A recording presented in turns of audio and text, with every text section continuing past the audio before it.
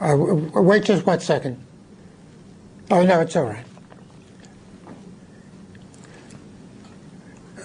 Since there are new people in the class, I thought it might be useful for me quickly to go over some of the preparatory materials that I gave you gave the class at the beginning of last week. What I did, in addition to a good deal of preparation that you're already familiar with, present 28 or the beginnings of 28 topics on the nature of creativity, that being the focus of the seminar. So I'll go very quickly over the ones I talked about last time. They'll all be coming back in for further analysis and clarification, so it doesn't matter that I'm shortchanging you this time. After I finish the totality of them, we'll take a break, and then Joe Blaine here will give this week's reading, and we can have a free discussion along any lines that she determines.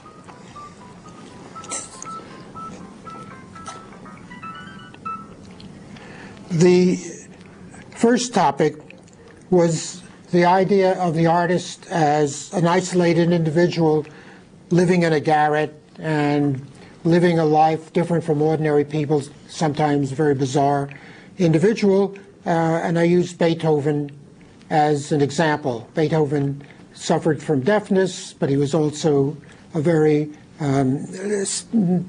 difficult person, but also and very aloof person in many ways. The second example was a different kind of creative artist, exemplified by Mozart, about whom some people thought that he never made any changes. It was as if his manuscripts that were very clean were the result of his taking dictation from God. That comes out in the play and movie Amadeus.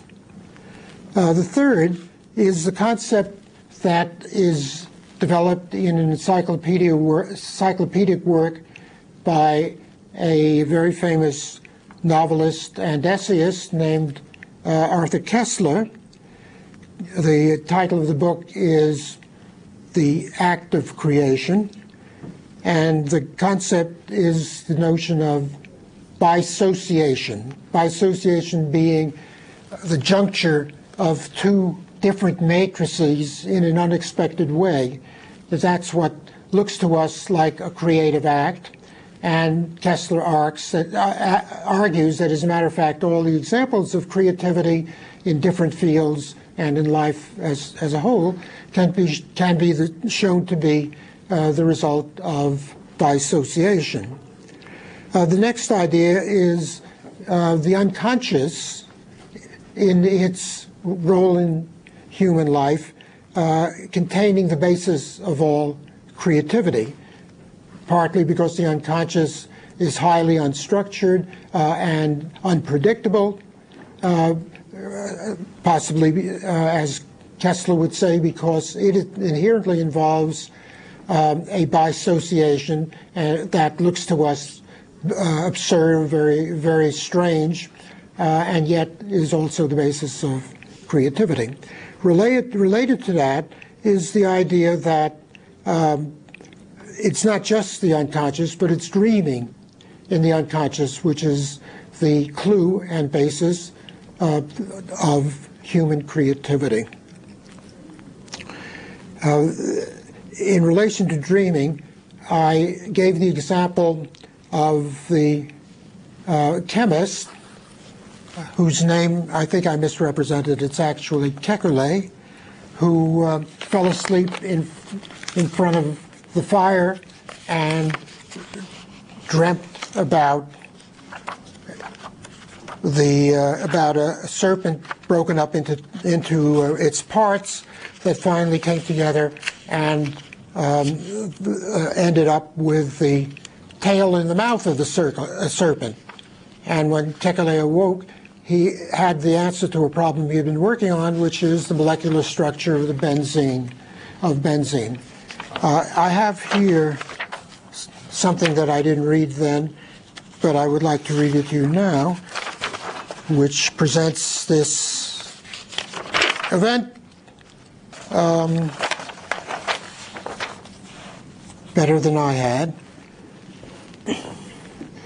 Kekulé himself describes this experience as follows. I turned my chair to the fire and dozed. Again, no, there must be something earlier than that.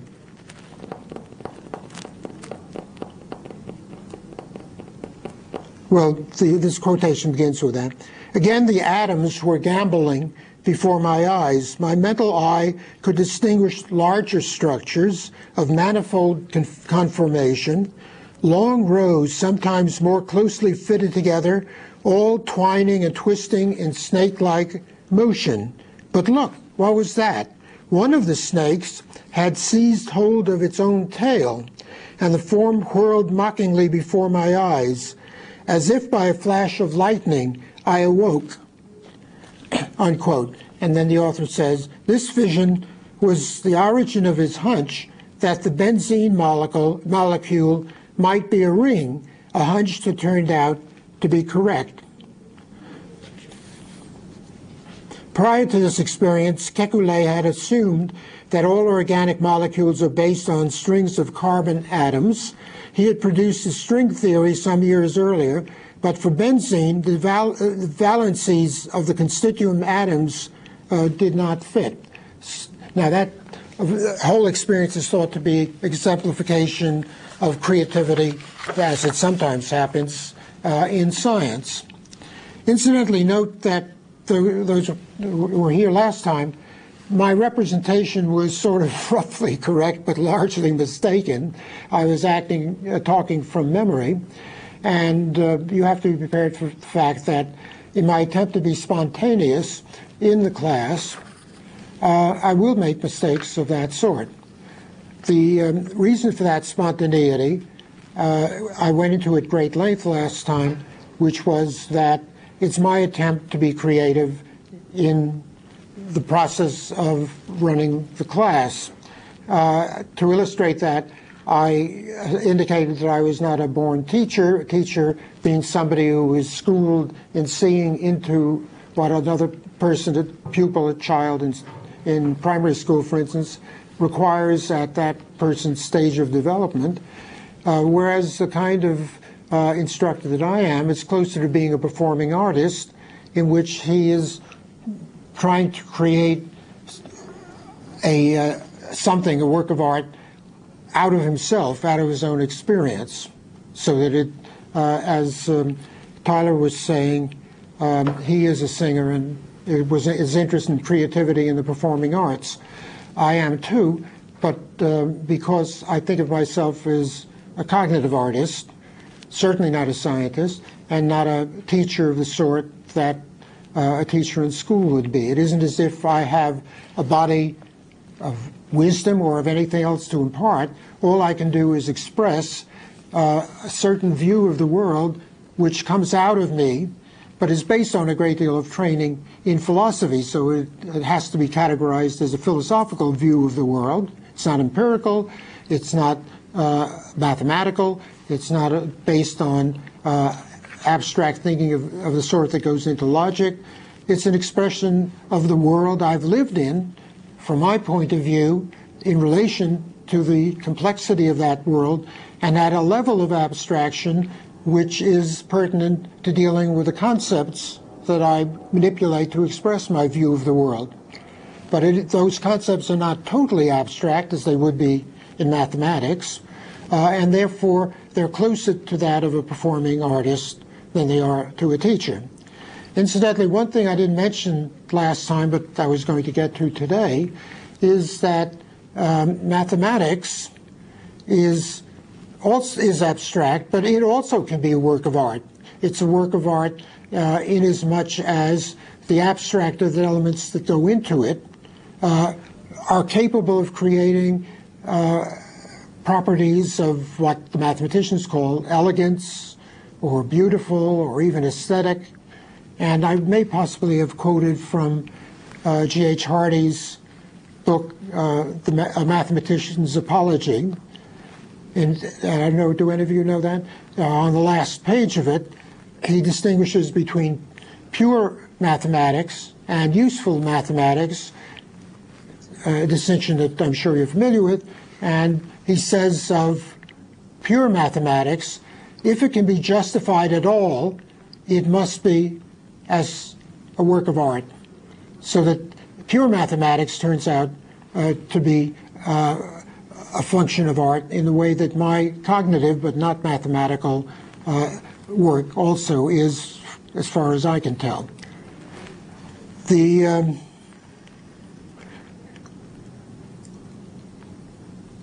This comes out very clearly in the book that I asked you to read, start reading today, in which questions about creativity are approached from the point of view of certain affective dimensions and certain activities that belong to the humanities more than the sciences, and have been neglected by the cognitive revolution that has done such excellent work up to the present, but I think can be amplified by a new approach, and it's this new approach via cognitive analysis of non-cognitive activities like the imagination being used to supplement the work in cognitive science.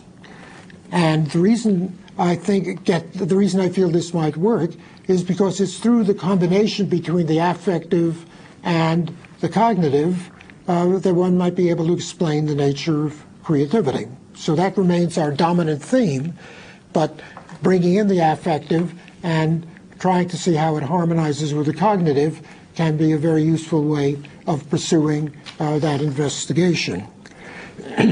Last time I went through the history of the ideas I've had over a period of many years about the nature of imagination. I'll spare you that, but I do want to take this opportunity to clarify the procedure that I was following last time.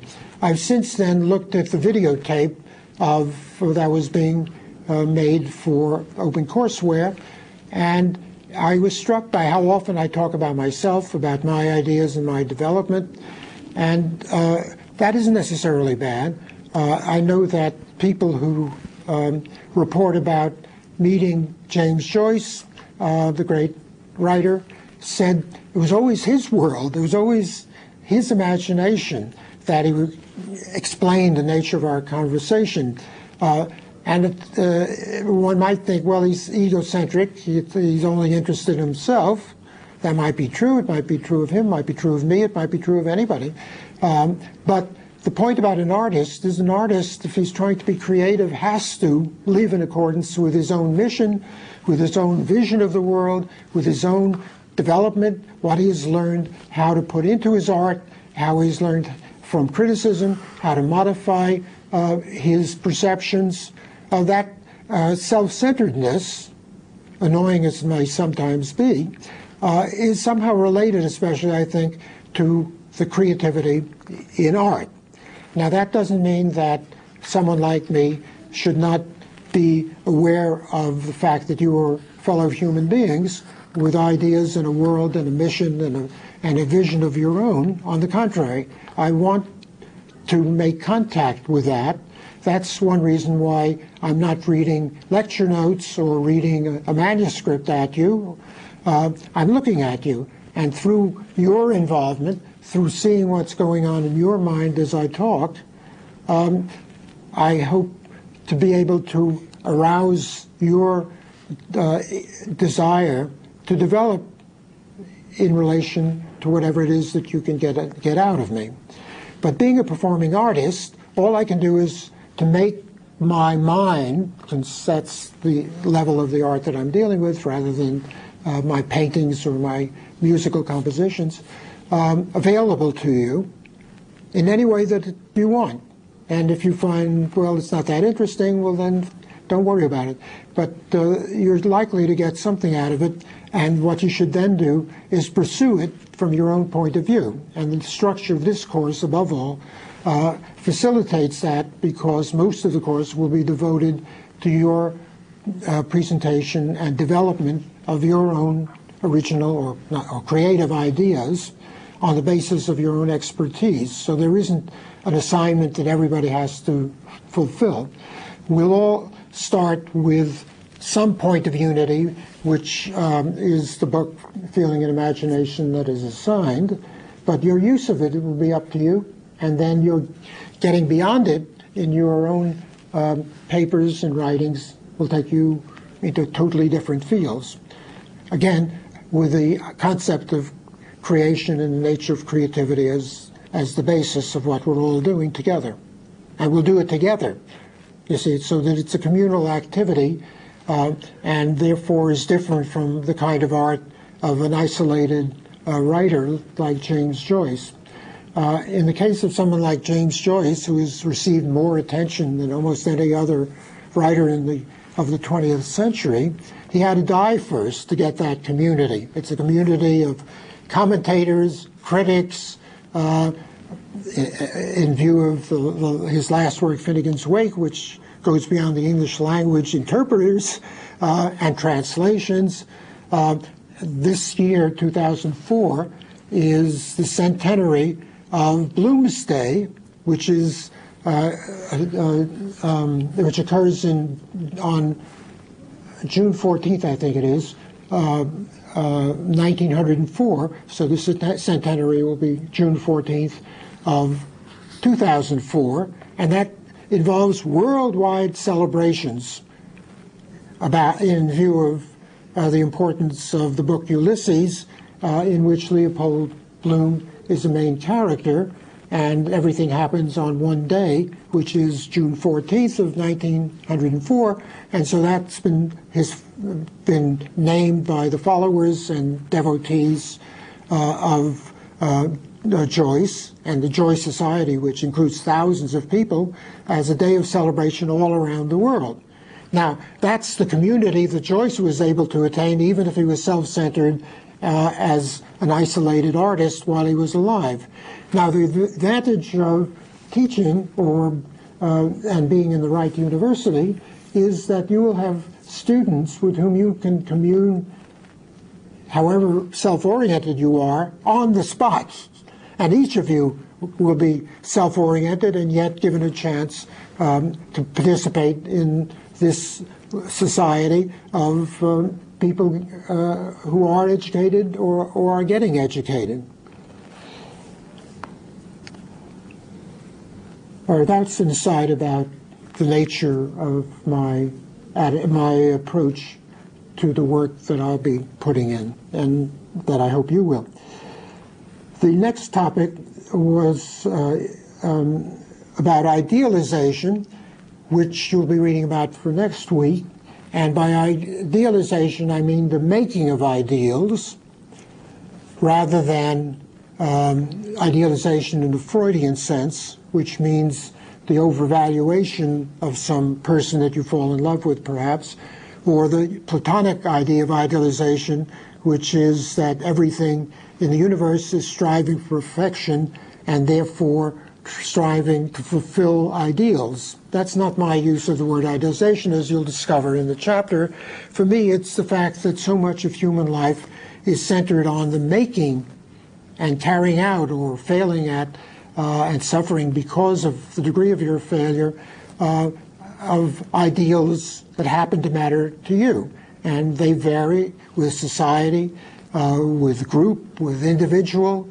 They're highly variable, and yet they're a constant in human nature that people have not investigated enough. So that was something that I have gone back to time and again, feeling that that was my opportunity. The chapter after that is about the nature of consummation, because if idealization and imagination are related to and integral to the nature of creativity, the question one can always ask is, why do people go to the trouble? What do they get out of it? And there are various philosophical theories about human behavior that is explained on hedonic terms, that is, in terms of pleasure, for instance. That's the prime hedonic category. I try to get beyond the limitations of the concept of pleasure. In the book that came out the same year as Feeling and Imagination, I distinguish among pleasure, pleasantness,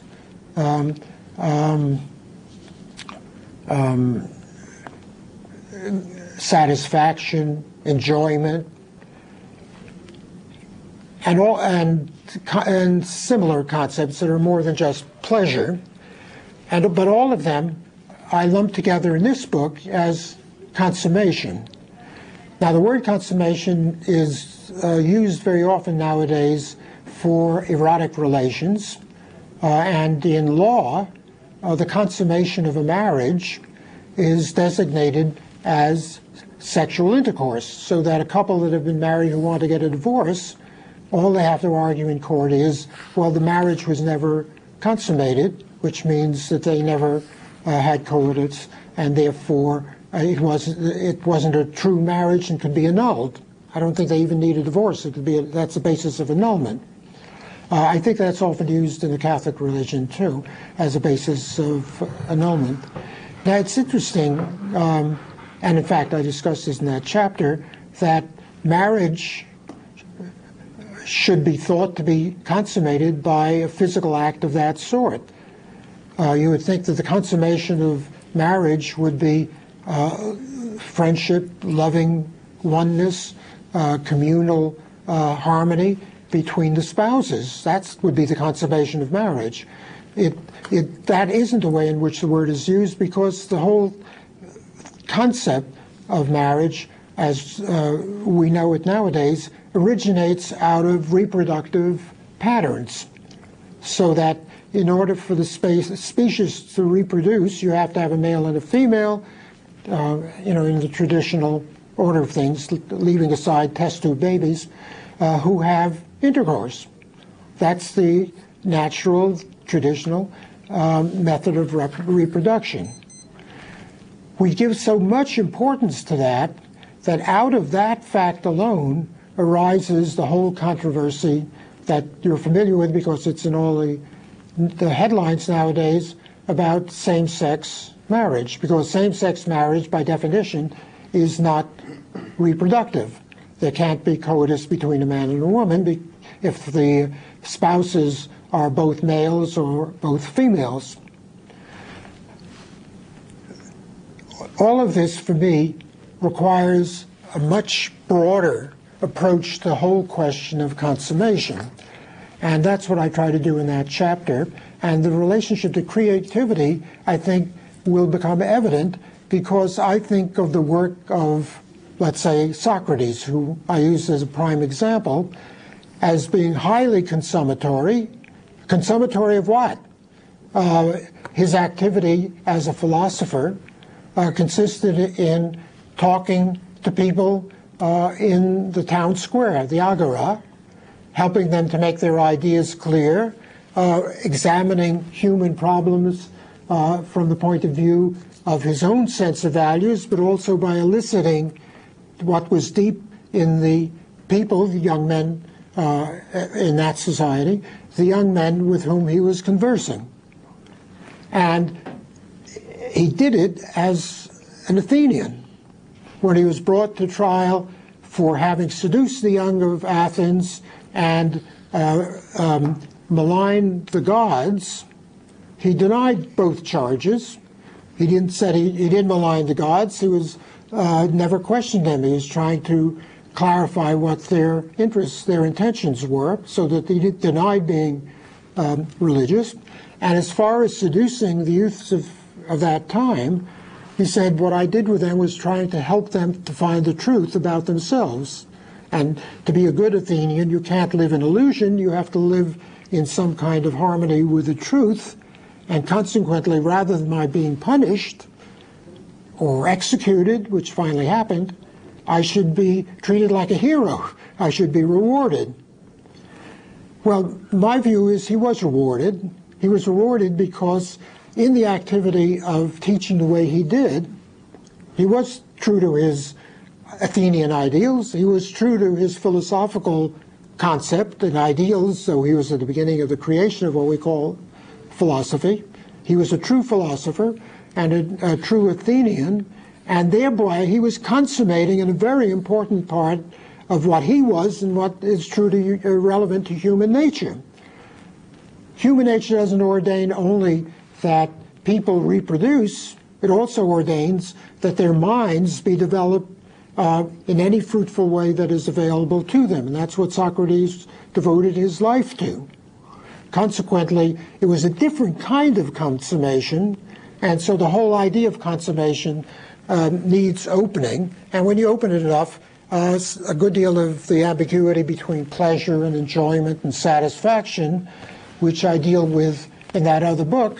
The book is called Sex, a Philosophical Primer. A good deal of that has its place within the overall concept of consummation. Okay? All right. You'll be reading those chapters in sequence.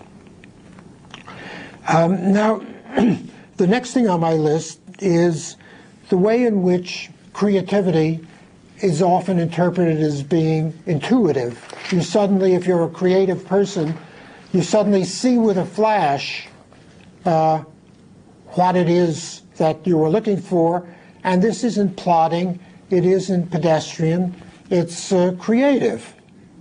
You could even think of Kekule's finding the benzene ring as a flash. It happened to him when he was asleep. In fact, he talks about it like a stroke of lightning.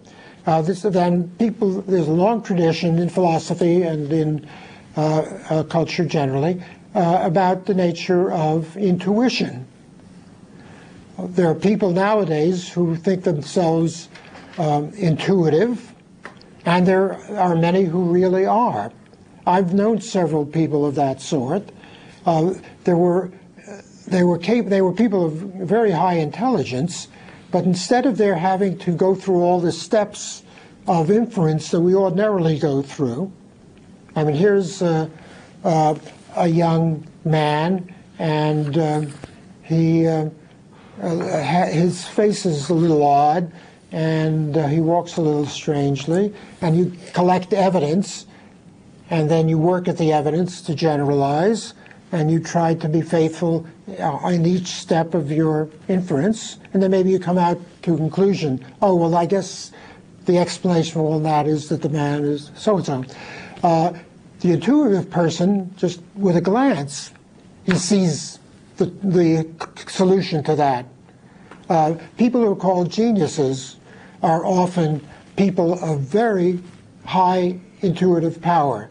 Why? Because their minds are so thoroughly refined, so developed, act so quickly beyond the capacity of most of us that they can reach conclusions quickly that others take a great deal of time about.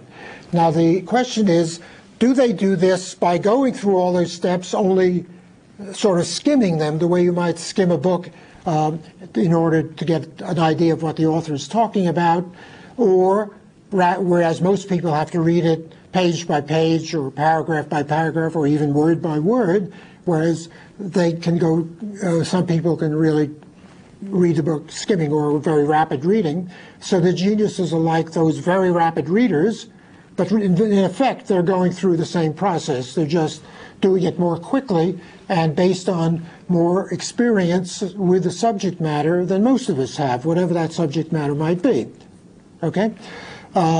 There is, for this interpretation of intuition, there is something that Thomas Edison is said to have said, which is that genius consists in affixing the seat of your pants to the seat of the chair, that you have to sort of sit there and work at it, or genius doesn't occur spontaneously. But there's another, there are various things like this, and maybe Edison said one or another of them. that genius consists of 99% perspiration and 1% inspiration. Or in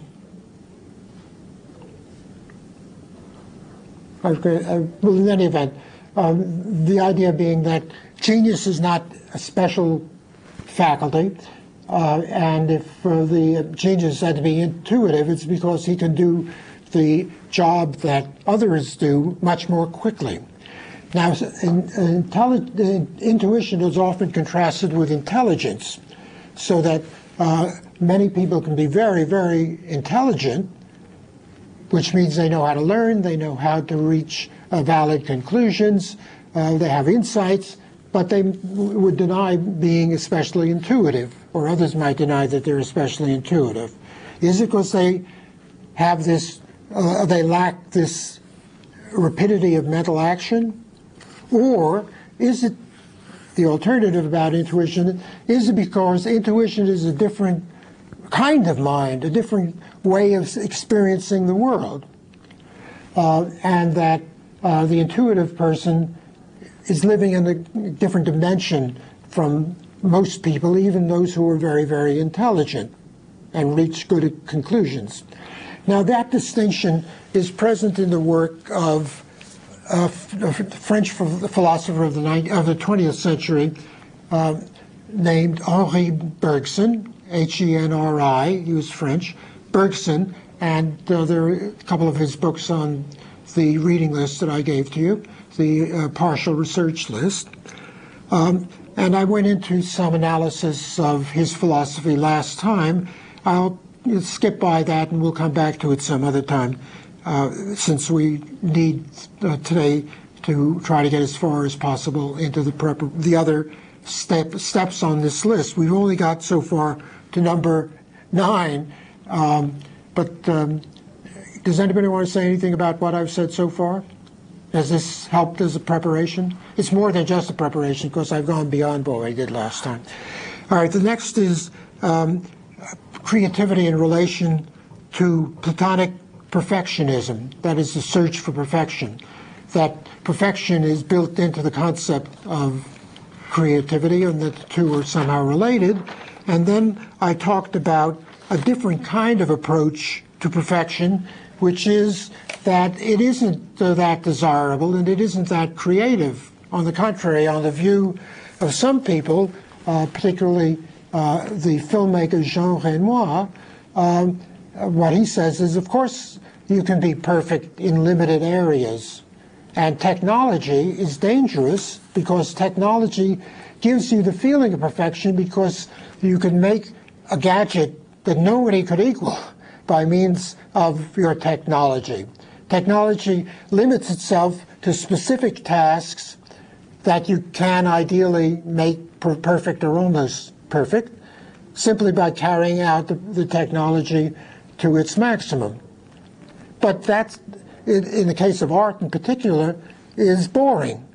So he gives the example of academic paintings, of studio work that are then work that's then used to celebrate some occasion, the meeting of two armies, or something, some kind of official art that has been commissioned.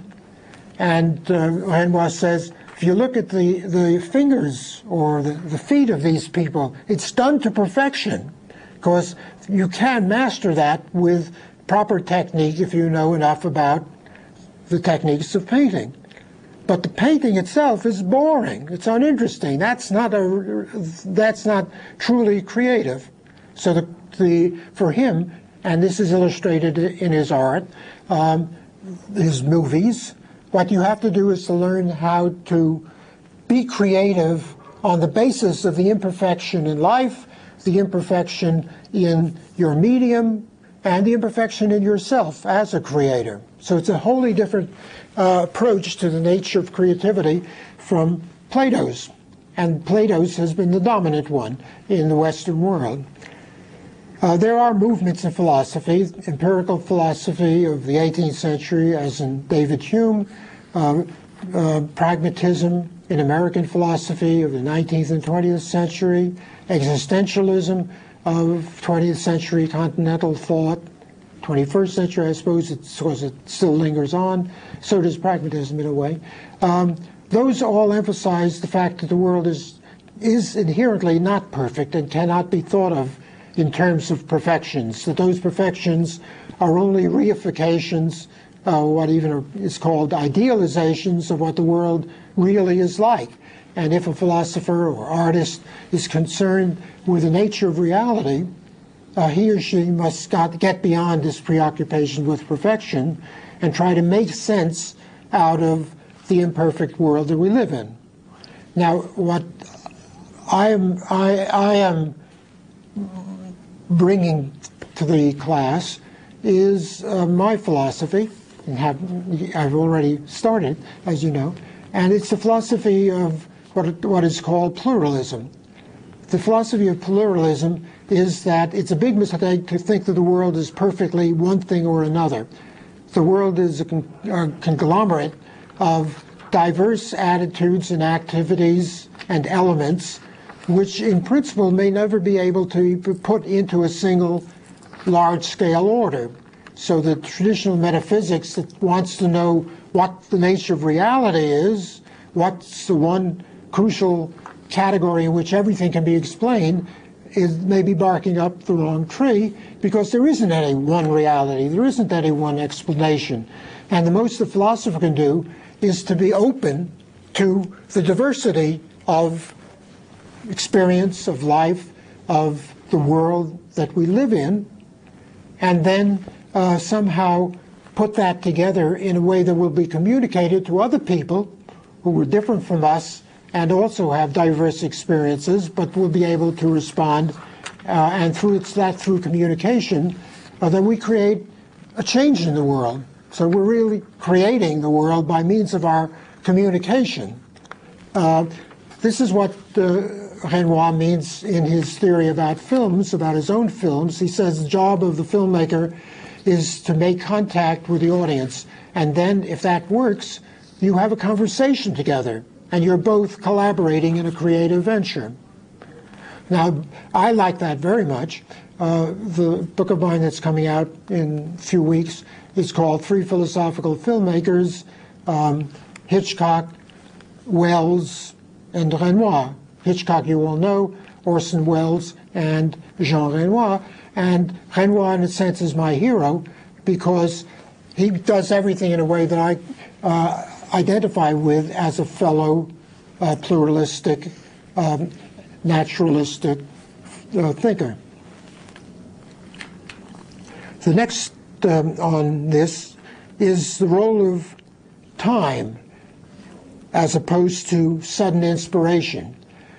You know, if it's true that genius, or you could say creativity, is 99% perspiration and 1% inspiration, how does that inspiration arise? It may seem to be spontaneous. All of a sudden you get a bright idea. You know, you suddenly think, oh, that's it. That's what I was looking for. The question is it really spontaneous? Is it really limited to the moment at which it shows itself? Or is it possible that the 1% is like the 99% in as much as it is based on a great deal that has happened to you in the course of time? And what is the role of time in creativity? Let me give you a little, again, talking from my own experience, something that those who were here before will remember, but I think it's repeating for those who weren't. As an undergraduate, I was a student of the philosophy of John Dewey. Years later, I was teaching a class like this, and I got the idea, because I learned a lot from my classes, ideas come to me, and for which I'm grateful to you for tolerating or eliciting. And it seemed to be very interesting, and I thought about it afterwards, and I thought, you know, that really is a new, original, creative idea that's occurred to me. Just by chance, shortly afterwards, I was looking for something in a book by Dewey, that I'd read maybe 50 years earlier, I don't know, 40 or 50 years earlier, 35, I can't remember. And there was exactly that idea. Now, I wrote my undergraduate thesis on Dewey. I read everything of Dewey's. He was a great man in my life. So it wasn't by chance that the two occurred first in him and then in me. What undoubtedly happened was that I had picked it up in my writing in those early years. It got lodged in my being. I forgot that it was there. And then it, under appropriate circumstances, it resurfaced. But I think that's the way time works, and that may be a crucial element in all creativity. The fermenting, the maturing of certain ideas as a result of the life experience or the time, the lived time that you've been through as a person who remains open to the possibility of creativity. Now, if you devote your life to doing bookkeeping and come home at night and watch television idly, and not because you care about television, but just because you're so tired and you just sit there with a bottle of beer, you're closing your mind to the development of it. You're closing yourself to the development of your mind. And so this is sort of process that I'm talking about, this fermentation, is less likely to happen. But in creative individuals, or in the nature of creativity, this may be the rule. And so what we need to do is to understand the phenomenology and the logic of that fermentation through time and in terms of the importance of the passage of time. Now, that line of thought leads me in various directions, which come into the notes in different places, so maybe I'll skip over them later, but I might as well start with that now. That is that the whole distinction between past, present, and future has to be reworked. To be creative, you have to be thinking about the future. You can't be creative by rediscovering the wheel. And that was done in the past. That's over with. And the future is something new and different that we as human beings are able to create. Well, some people would say, oh no, people can't create anything. That's another issue, which I discuss in Feeling and Imagination, but that's not what I'm talking about now. What I'm saying is the very nature of creativity is to bring the future into being in accordance with your ability to mold it in one way or another that matters to you. But does that mean that you can neglect the past? Now, in your generation, more than any that has preceded it in the last, I don't know, 2,000 years perhaps, the development of Western civilization, the past has more and more receded into nothingness, not receding into the past, but receding into nothingness, because you're not brought up to think in terms of the past. If you compare subjects like the history of science with the creative work that people do at MIT, at the cutting edge, which is the phrase I've heard as long as I've been at MIT, the cutting edge, meaning the way in which the present is slicing into the future, you see that the history of science may have a scholarly value, it may be very important, but from your point of view, and this has been generally true of places like MIT, but now MIT is getting to be the model of all universities, in terms of an interest in science, technology, and how to change the world and education by means of them. It's the future that matters, what you can do next, not what happened in the past. There are no new companies on NASDAQ being created, being brought into existence in terms of the past. It's always a company that makes promises for the future with some very minimal basis, but with hopes of developing, as you know, the dot-com bubble is based on hopes about the future, and that's built into the nature of American society. And above all, built into the nature of creativity in science, and what is creative in our society is based more and more than in any other period in the past, in any civilization, in any country, upon hopes for the originality in science that would be created by looking forward, looking in terms of the future. And it's worked fairly well for the last 200 years. So this country, more than older countries like those in Europe, has always been very optimistic. Maybe falsely optimistic in some respects, but optimism is part of the American character. As long as I've been alive, the thing I love most about America, that makes me very proud and very grateful, is this has always been the land of opportunity. That's why everybody came here, why America is made up primarily of immigrants from all kinds of countries, and is very sensitive to that, and despite all the prejudice and all the shortcomings, welcomes innovation from different cultures. And in fact, in my lifetime, education and enrollment, all of that has been transformed by this openness to different cultures, different traditions, different people. And all of that means that there's optimism about the future, because that's the way to change the present. Now, my question is, how much of the past can we neglect? Is it possible that the nature of creativity capitalizes on the past? That to be truly creative, you have to somehow digest, amalgamate, and fructify the past in terms of what is meaningful to you in the present, and through which, in that juncture of present and past, you can create the future.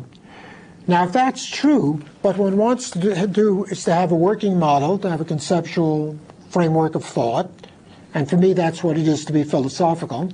I don't care about any problems of philosophy that has been enshrined in the American Philosophical Association or required to get tenure at a great university. To be philosophical is to be able to develop your mind in that kind of way in order to change the future creatively, but the creativeness in the change of the future is a function of the nature of creativity as being predicated upon the unity among past, present, and future. All right, so we have to rethink the whole question of time. And though this may sound grandiose to me, to you, I'm sorry, and it does to me too, because I know how little I've attained any of that, it seems comparable to Einstein's work in amalgamating time and space and creating concepts of space-time. Now that's a way of creatively transcending our ordinary ways of thinking that in physics were limited and inadequate. Well, in order to explain creativity, we may have to transform our ordinary uses of terms like the past, the present, and the future. Something I wanted to get into in more detail, I can illustrate now, and it doesn't matter if we don't go through my whole panorama, or even if you want, we could give your presentation next week. Which do you prefer, Joe? Well, let me go on a little while longer, though will make look at first like a digression. It's one of the anecdotes I frequently tell for two reasons. You've got to remember this. I'm not trying to entertain you. One reason is it's through the anecdotes that my mind works, since I'm a performing artist and a humanist and literary philosopher. And so I have that free play of the imagination to the fore of my doing of philosophy. And so it's to show you a way in which imagination can be used if I succeed in making the anecdote relevant rather than just an old man talking about his life. But that's the intention. The second is that it's sometimes only through this kind of anecdotal touch of reality that you can understand the profundity of the questions that we're talking about. All right? So it's not merely a question of form, the way I experience the world and experience the doing of philosophy. It's also my belief that the world is like that too, that the world itself shows itself in experiences which can then enter into the anecdotes. All right. This comes out now in relation to this question of past, future, and present. I was at the McDowell colony in New Hampshire once, and they give out medals. They were giving out a medal to Leonard Bernstein. You all know who he was. And it was a medal for him as a composer, not as a conductor or teacher and all the different things that he did, but as a composer. And the first thing he said in accepting it was, this is the first time I ever got a medal for my composition, for my composers. Because in music, he was neglected and thought to be a writer of musicals and semi-popular music. He wasn't a first-class, serious composer, and a lot of that's been modified. But he had received many medals and awards the first time for composing. Now, before he received it, he was introduced by another composer who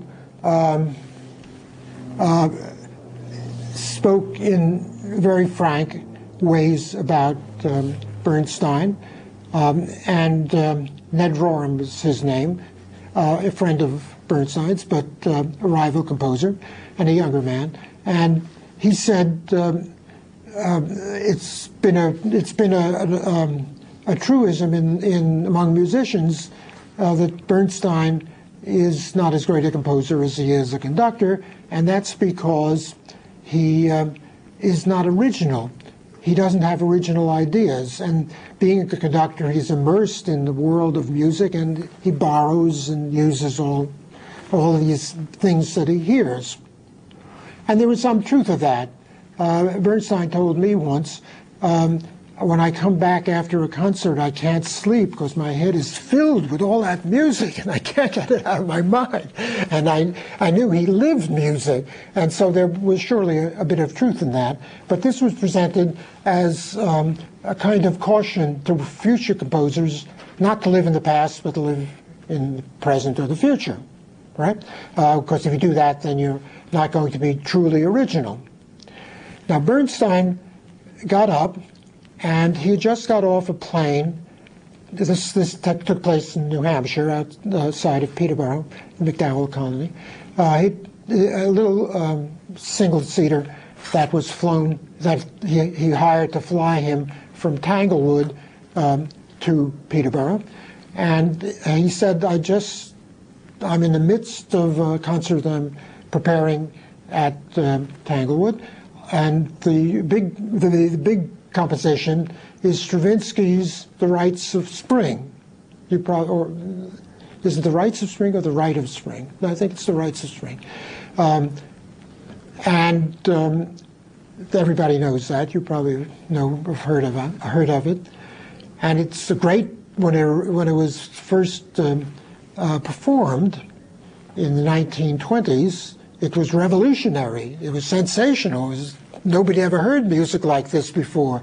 It was thought to be too new, too daring, too outré for most audiences. As the years have gone on, the audiences have increased enormously, and ordinary concertgoers take it for granted as a great work of art. But at the time it was written, it was thought to be absolutely novel and even too radical, too new. And Bernstein said, working on the score, what I discovered is that on the very first page, he borrows, he copies, he steals musical material from Ravel's Capriccio Espagnol, which had had its world premiere 2 months earlier. And this was an example of a great work of art that everyone thought was not based on the past, but was opening the future. And Bernstein then went on in a way that was just magnificent, trying to argue that there is no such thing as total originality, that in music is the result of imbuing yourself in a tradition, in a continuity that goes far back, using it to your own advantage in your own way, but the idea of being totally new is not applicable. And that was, I thought, a stunning rebuttal to Ned Roram's comments about Bernstein's own music. Bernstein's own music is not in the class of Stravinsky, and he would never have said that, but it's not as inferior as Roram was implying. It reminded me of something that Brahms said, which was that an inferior composer borrows, a master steals. And I think that's true. And it's true of all art. You can steal as much as you can get away with. You can borrow and reuse and never give it back. The genius will come out in the way in which you put it to your own view, from your own point of view, from your own perspective. And if you're a pluralist as me, you're prepared for the fact that there are an infinite number of points of view and perspectives. And so if an artist is true to himself, that fidelity to his own genius will show up and appear to us to be original and creative. When you get to the chapter in this book on the aesthetic, you'll see I use that sort of thinking for my analysis of aesthetic truth as opposed to scientific truth. I'm not convinced that I do it well enough, and I'm aching to get into this book, the sequel on creativity, in order to do it better. But the whole idea of aesthetic truth, I say, is always a function of what's true to the being of the creator. And suddenly we see, oh yeah, that's him. That's his way of seeing things. So if that's true, then the whole way of thinking about the past, the present, the future of time in relation to creativity has to be transformed and reworked.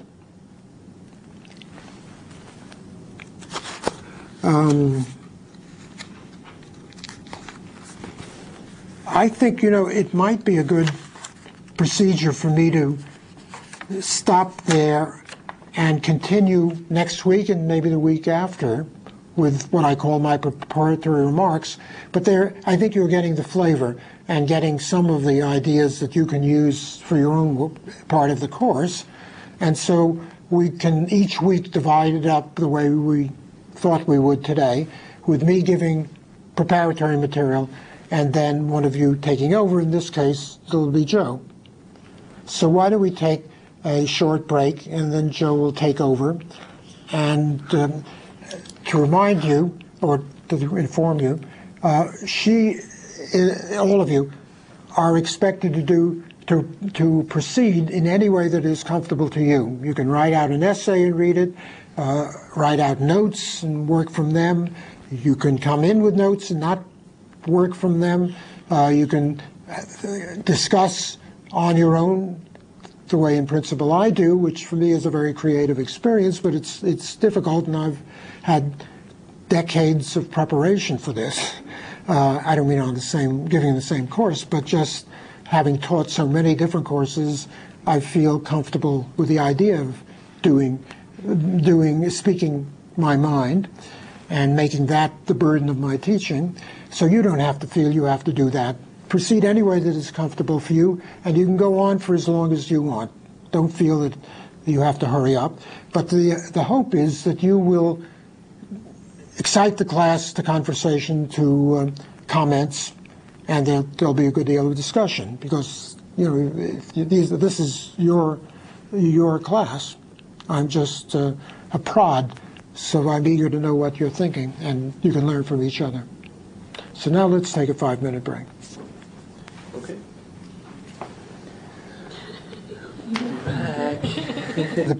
She can have as much time as she wants. She can proceed in any way that she wants. And my hope is that anyone who wants to make a comment and start the discussion going will feel free to do so. One question is, do you want to be interrupted or not? you want people to wait until you've finished? I don't mind being interrupted, as long as people don't expect me to answer questions. 'Cause No. I'm just getting familiar with But this. I think you should all project loudly so that anybody can hear. Everybody can hear. Not, don't direct it just to Joe, but to the group as a whole. Okay? Should I begin? Please. Ooh, okay. So I got to tackle the first part of the book, which is the preface, the introduction, which pretty much goes over effective attachment and a chapter on imagination.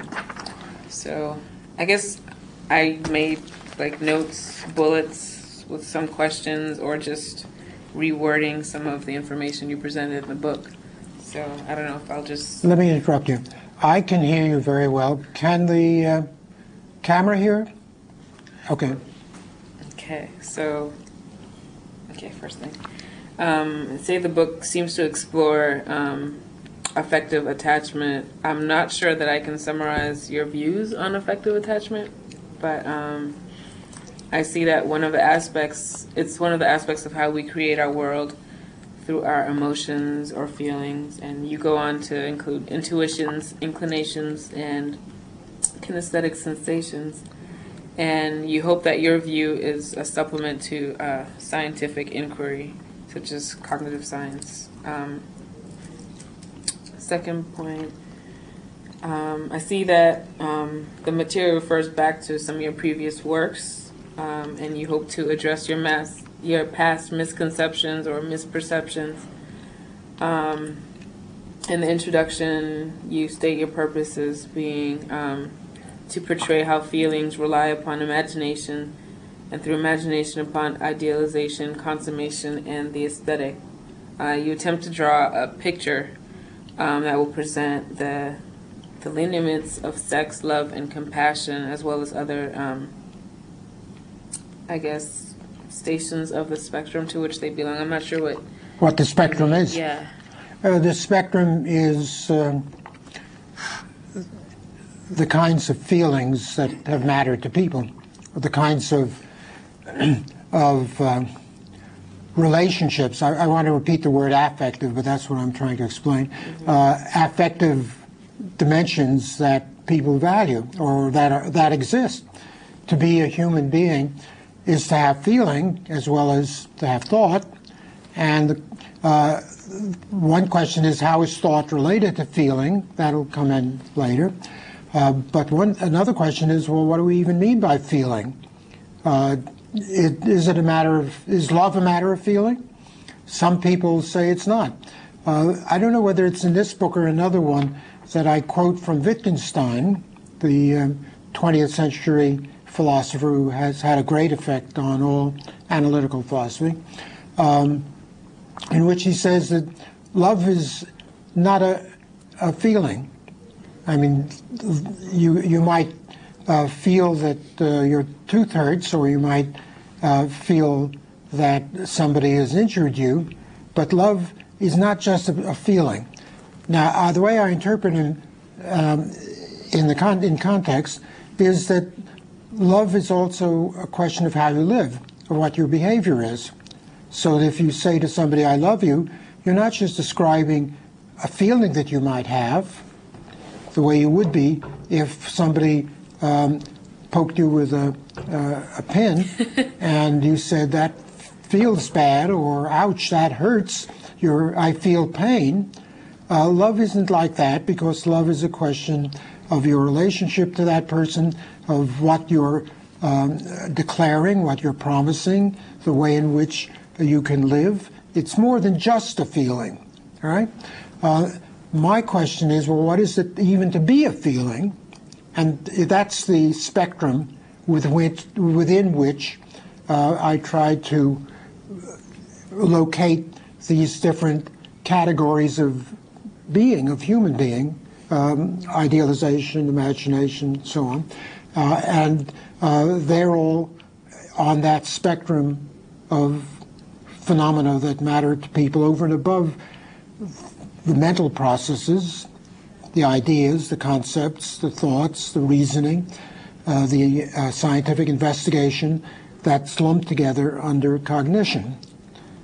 My general idea is that cognition and affect are not totally separated.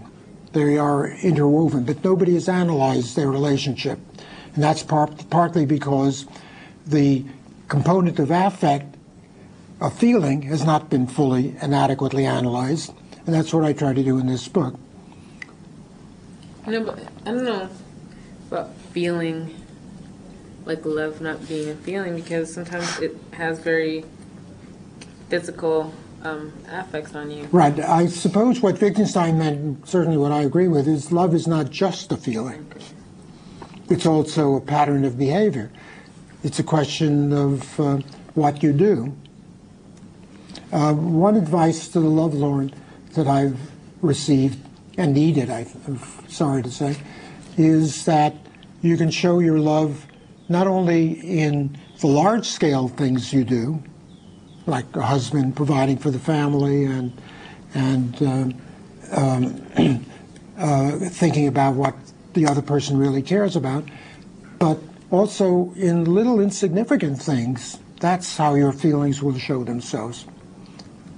I think, so the point is, it isn't just a question of love being a feeling, but also things that manifest love, even, and maybe in some situations, above all, the trivial little things. And that's what people respond to. Yeah, I mean, let's just say I love Tyler. Like, Right? let's just say I love Tyler.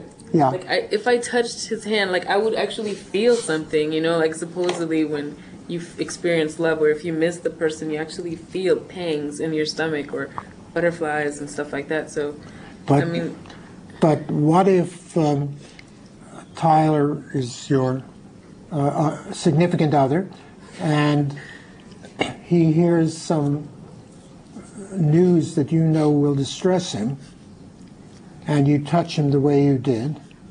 You might not feel anything. You loosely speaking, you said, well, I felt a desire to be of help, or I felt I wanted to help him by knowing that I'm here with him. But in terms of what you were saying, butterflies and the other evidences of feeling, you might not feel that. The mere touching would be enough to show your love. And one can't go through life having feelings all the time. In fact, once you become habituated to another person, the feelings may not be that regular or constant. But if you're there with that person, if you do things of a certain sort, that will be love. Do you know the musical Fiddler on the Roof? Oh, good. And you remember the scene in which the farmer asks his wife, the wife asks the farmer, do you love me? I forget their names now, but Reba, is that the wife's name? She says, do you love me? No, he says, wait a minute. He says to her, do you love me? Right? And she says, well, I make your breakfast for you. I take care of your needs. I'm with you here. There are all these things I do. I take care of the children. Do I love you? I don't know, but that's what I do. Now, I think the point one can infer from that is that the fact that he sounded as if there must be some stupendous feeling, which is like turning on a light, and when the light comes on, yow, that's love. But her view is love is more a function of what you do and the way you live with a person, the way you behave, than any one particular feeling or the summation of all your feelings. And I think that there's a great deal one could say in favor of that, that if love is a feeling, it isn't only a feeling. It also manifests itself in the actions pervading all of life. Because she says, like, for 25 years she did all those things, so if that's not love, then what is? Right. Now, I can't remember in the musical whether that satisfies her husband, and he concludes, well, I guess she does love me. Or he says, well, she's avoiding the question because I know she does these things. The question is why she does them. And somehow she does them because of this thing called a feeling, then that proves love. Well, what is it? Maybe that's not right. Maybe it doesn't prove anything. And having the feeling may not indicate love. You know, you wake up one morning and you have this oceanic feeling, as Freud calls it, and it might be because of something you ate the night before, or it may be real and authentic at that moment, and it may last a day or two, and then you throw yourselves into the arms of the other person and regret it forever after. So that the feeling itself wouldn't, even if it's authentic, and even if it is a sign of love, it wouldn't be sufficient to indicate the presence of love. And it could be counterproductive for love. Could it also be lust? Where does lust come in? Lust. Lust. Mm-hmm. Okay. Well, you can. This is your. Is that something you want the class to discuss? I guess we can get into it later. Okay. You referred to the work of academic psychologists by contending that cognitive methods tend to ignore the nature of human attachments and the role that affect plays on them. Perhaps you offer your discoveries as a supplement or remedy to these oversights. For example, psychologists reduce adult attitudes to some childhood event. Childhood attachments carry over into interests that determine our affective being in each other in later periods. You offer the point of view that by examining any present moment, we can more reliably discern the operative dynamism in that person's experience as it currently exists. It often differs greatly from anything that might be adduced by studying affective dispositions in the past. You use the example of a singer's attachment to his or her art as vocal art, because the vocal art is dependent upon bodily and mental proclivities that everyone has, as we all present ourselves to others through the meaningful utterances that issue from our lips, to directly quote you. Okay. I thought that was a good example, just because I was like, okay, why do you keep talking about a singer? Like, how am I going to relate that to me if I'm not a singer? And you kind of brought that full circle to relating it to just speech, singing, like what comes out of our mouth and how we express ourselves, and how that all becomes like, I guess, an art of some sort. Yeah. And next, I recall asking you last week how imagination relates to our survival in evolutionary terms. Right. And even though you weren't really able to verbalize like the significance of imagination to our survival, I was able to relate to some of what I found in the book to this. I wrote, artists, for example, become attached to sensations, emotions, feelings, and thoughts of their trainers, but also to themselves as vehicles of interpersonal contact, merely in being what they are and doing what only they can do. And this creative power is what you call a fountainhead of security and ability to survive. And for me, that kind of explains, like Steven Pinker would say, you know, what is the role of dancing to human survival? What is the point of it? Where did she say this? How the mind works. Yeah.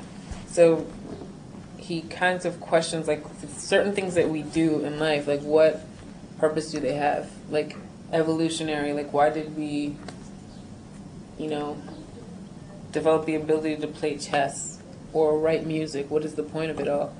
And I guess in some way it relates to like certain skills that we developed in order to survive, and maybe imagination is one of those things that help us to survive. It helps us to, I guess, strategize, to respond to moral possibilities or things of that nature. That's very good. That opens up an enormous question.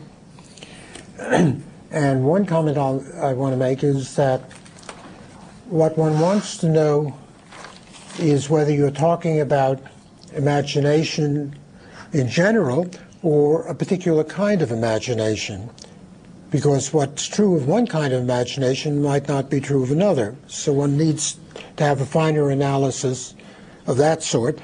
Second, you're talking now very correctly and right on about the relationship between something that used to be thought to be native to the province of the humanities, like in the arts, rather than the sciences. That science was supposed to be purely rational, sort of cold, based on empirical sensory observations, put together in a system in which generalizations are made, from which you can derive other generalizations, and on the basis of that have new observations, that feelings and imagination was not really a part of it. The crucial thing was to be true to the evidence. Now, once you start asking the kinds of questions you were asking, we have to re-examine the relationship between feelings and cognition, between the humanities and the sciences, between imagination and rational procedure. And that's what really the crux of everything that we're concerned about. It also gets to the heart of what I consider to be the crisis in cognitive science. I shouldn't say the crisis in cognitive science, because cognitive scientists are usually not aware of it and don't feel any need to raise this kind of question. But the crisis about it, the shortcomings, and that I think Pinker too recognizes. The trouble being that nobody has done very much to handle this kind of problem, and that is, how is imagination essential to cognition? And the other way around, how is cognition essential to imagination? Can they be analyzed separately? Do they have to be analyzed in terms of each other? And which comes first? Also, in terms of your reference to Pinker, one wants to know, when he asks those questions, is he asking for some causal mechanism so that the explanation would be of a cognitive sort in terms of evolution and survival of the species, and that will be the causal basis for imagination? We have imagination so we can survive better and do science better and somehow deal with questions of that sort by means of imagination, or which would not answer the question. What one still wants to know, what is it about imagination that distinguishes it from cognition? And do they cooperate, not merely one causing the other, but because each of them requires elements of the other? Do they interpenetrate? Are they a function of each other? Now, the usual view has been the earlier one, that the human values of various sorts, humanistic sorts, are obvious and evident, but they're the cause of certain biological facts that a scientist can discover, and show how in the course of evolution those facts generated the human values to further what was needed biologically. And my argument is that this is too narrow a conception of what is biological, and it demeans or minimizes the role of the humanities by thinking that it's simply a causal agent for carrying out these other jobs. And if that's true, then the whole question of imagination, cognition, of the affect, all of that has to be reworked. I think as Pinker develops has developed. I think he is recognizing that more and more. The problem is how to carry it out, the solution to this kind of problem. Because he just touches on it, he doesn't really offer. Pardon? He touches on that, but he doesn't really seem to offer any. Well, nobody has, and what I do in this book, which is my major attempt to, doesn't really scratch the surface. I don't feel that this alone will do much in that direction, except to start screaming about the need for it, for work of that sort to be done. I guess I can continue. Incidentally, you're talking very faintly, and I hear it. Is it clear that it's going to be coming out all right? Okay. You suggest that affective attachment should be studied as meaningful forms of life that cannot be explained entirely by reference to what happened in childhood. I guess this is in response to, I guess, the shortcomings of cognitive science. You contrast your stance against that of Freud, criticizing his work and, I guess, his school of thought, because I guess I didn't finish this. His ideas about regression. Yeah. I didn't really finish this thought here, so. But basically, you criticize his school of thought. In cognition, attachment yields information and awareness that helps people to cope with the vicissitudes of life. You argue that cognition is always correlative to some affective need and to relevant attachments of one type or the other, and it offers an approach that is amenable to different fields of inquiry, such as the sciences. As opposed to Freud, you agree with John Bowlby. His research offers, you think that what his research corrects the mistakes of Freud. He offers a distinction between two sources of affective attachment. No, you offer distinctions between two sources of affective attachment, which are appraisal and bestowal, where appraisal is the act of discovering what something is worth, whereas bestowal is the act of creating value by accepting people, or I guess an object, as it is. In response to Bowlby, you feel that his research neglected the process of bestowal and the attachment being part of a quest for meaning in one's life. Here I can present, some of what you said about appraisal and bestowal. Appraisal may be instantaneous or prolonged, conscious or unconscious, directed toward a single attribute or toward a total entity. Bestowal is an act of imagination, a way of responding affirmatively to a person or a thing or an ideal. Constitutes our capacity for bestowal and makes it beneficiary valuable in that respect. And the modalities of appraisal and bestowal unified are how we experience love. At least this is what you allege. So this imagination playing a role in bestowal kind of leads to the element of imagination as prominent in attaining what makes life worth living. But you warn us that imagination, behind imagination lies negative, certain negative feelings that may be destructive to human welfare. Is that correct? Mm-hmm. Okay. You say that imagination plays a crucial role in affective attachment, which can aid us in understanding meaning, happiness, love, and other elements of nature and spirit. And again, you refer back to your previous works, because you use a lot of past tense. I thought that I presented that, and so, like you said in class last week, that you're constantly kind of reworking your old ideas and hoping to arrive at this, perfect solution. and I think you continue to do that in this book. Well, the writings, I think, of most philosophers and many other thinkers who are productive are very organic,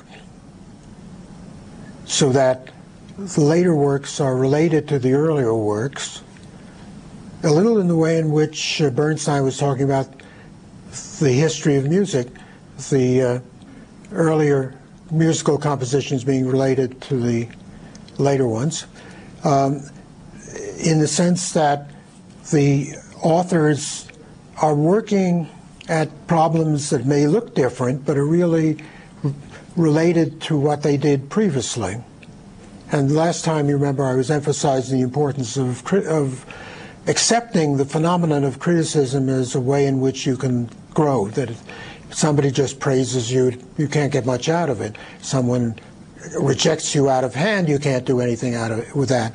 But if somebody gives you good criticism, however painful it may be, because we don't like to be told that we're not perfect, you can do something with that, and you develop. So there is a kind of dialectic from the earlier work to the later, if it has been digested and entered into your bloodstream by means of criticism, reflection, or your own rejection of many of the earlier ideas, but within a sense of self-confidence such that you can keep on going, then there will be this organic progression linking the earlier to the later works. Now, this happens with lesser authors, and it happens with great ones, so it's no criterion of value or genius, but I think if one keeps at it in that way, yes, you will move that in that fashion.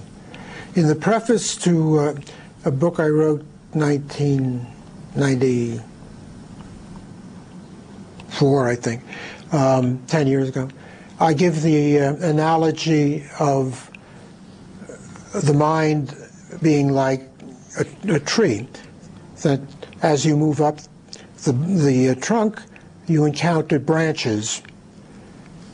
If you go out on one branch, you're not going to go any higher unless you come back, but the level that you reach will be a function of how high you've gone, or if you've gone out on a branch, how you've neglected other branches below, and then there are going to be other branches, and that if you're creative and if you're capable, if you have the strength, the moral strength, physical strength, emotional strength, intellectual strength, you keep on going. And the great men, Johann Sebastian Bach, Mozart, whose life was cut short, but the great creative producers just keep on going. And there is this organic relationship, as there would be in somebody at the top, or the tree once it reached its peak.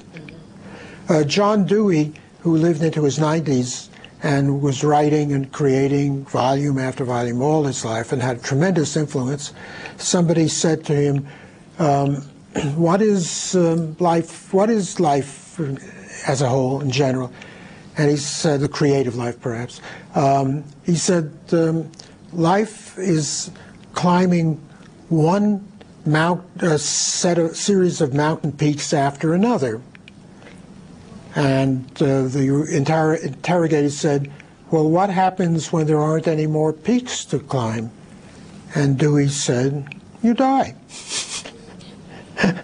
Well, I think the truth in that, not everyone does die. Some get Alzheimer's disease and return to their vegetative stage in the last 10 years of their life. I know a professor at Harvard who at 80, he was retired, of course, developed Alzheimer's disease and died in his 90s. In our society, such people are valued enough so they're kept alive even if they've lost their mind. But if you're, as far as your active life, your creative life, well, in his case, it ended when he was 80. He might have died. He might just as well have died as far as his creative life was concerned. He continued in a diminished form, closer to being a vegetable. If your creative life dies when you stop striving to attain these higher peaks, climbing the higher mountain, one mountain range after another. The whole process of living, however, is organic in as much as it's not just any old peaks, it's not just any old climbing, but rather it's integrated to what you've been doing all your life. The great film director that I mentioned, whom I admire so much, Jean Renoir, says at the beginning of one of his essays about his own work, he says, "I have the feeling that all my life I've been making one film." He actually made something like 35, but they're always, for me, it's always the same film. Now, the subject matter is different, a lot of differences, and he went through different phases. Sometimes he used the camera one way, sometimes another way. He learned from his previous experiences. The world changed around him, and so he adapted to that. Strictly speaking, what he was saying was not true. They're not the same movie. What he meant, and what I appreciate, is the idea that they all came out organically from him as the person he is at the period in history, in the countries and in the civilizations through which he lived, and they're all an expression of that and an attempt to make contact and to reveal that, to show it to the audience for whom he's doing that. My anecdotes are made with that in mind, so I hope that some of them won't embarrass you. Of course, they're very carefully censored, but they're an attempt to express and show you my world in order for you to understand what it is to do philosophy in the way that I do. Now, you may not want to do that, and lots of people have succeeded without even trying, but that's my idea of what philosophy is, and that's where this idea of the organic relationship comes in.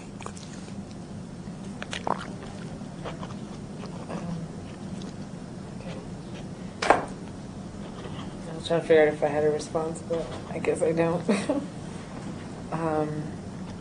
In the imagination chapter, you critique Plato's view that reason should be the source of all affective attachment. Plato contends that reason aids in appraisal and determines the worthiness of affective attachment. We should only love what reason approves, quote unquote.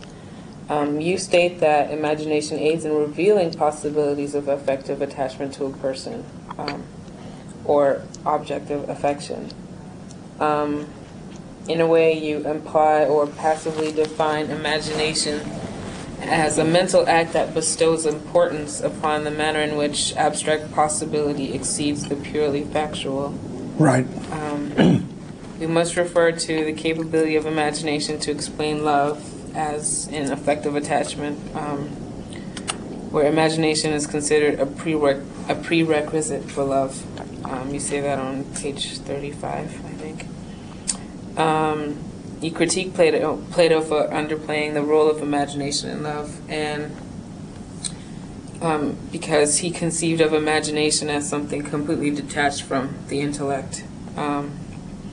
You point out... It's rationality, pure rationality, that Plato used as his idol for learning what the world is like.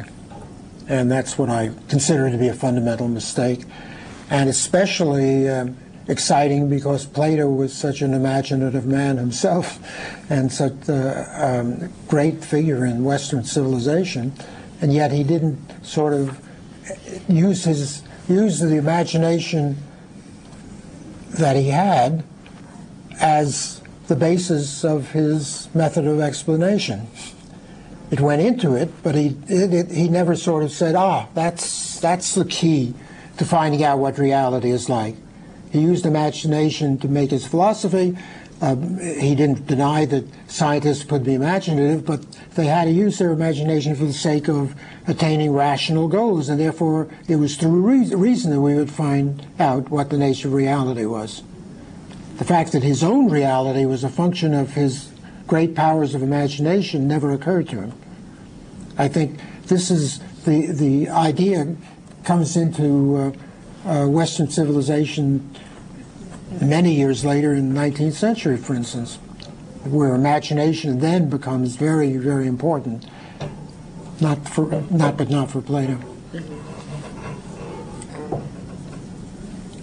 You also point out that imagination plays a role in a person's modes of behavior in terms of what they consider to be emotionally or morally possible.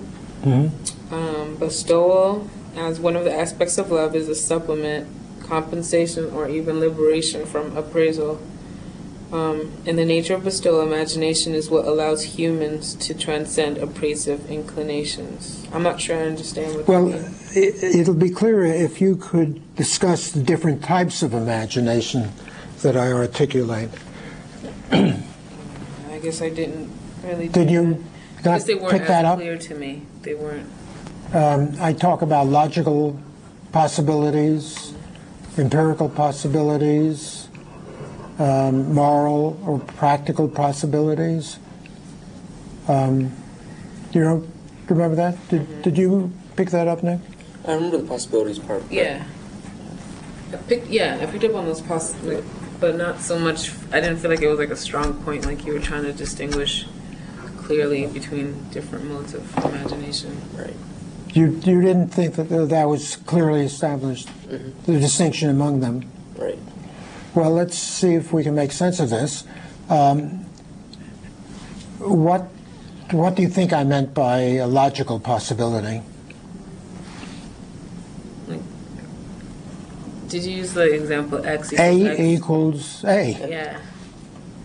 That it's logically impossible for A to be equal to anything other than A. And therefore, something that denies that is logically impossible, right? But that doesn't tell us very much about the world. In order to learn what is true about the world, we have to discover what is empirically possible. And what would that be? It may be useful for you to go back to the chapter, but tell me.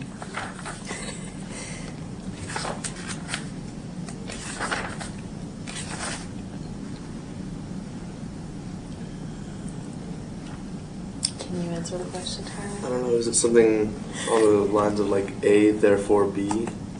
Something where you can infer. What is empirically, but you can't know this because you haven't read the chapter. What I mean by empirically possible is in accordance with the laws of nature. Right? Okay. So, if something violates the laws of logic, that's logically impossible. But there could be something that doesn't violate any laws of logic and yet is empirically impossible. For instance, something that defies the laws of gravity. Right? We all have that dream of flying and being unattached, or somehow imagining that we could just take off. Unfortunately, people have died because under the influence of some psychedelic drug or other, they jumped out the window thinking that they'll be able to defy the laws of gravity. I mean, that's what it is to be that high, I guess, that you don't realize that you can fall down.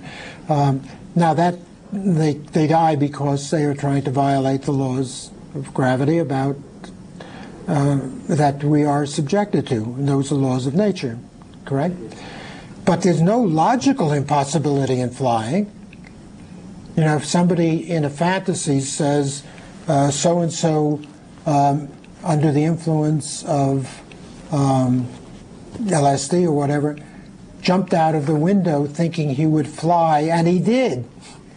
We say, well, that's a fiction, because it's not, I understand what he means, it's not logically impossible, it's just empirically impossible.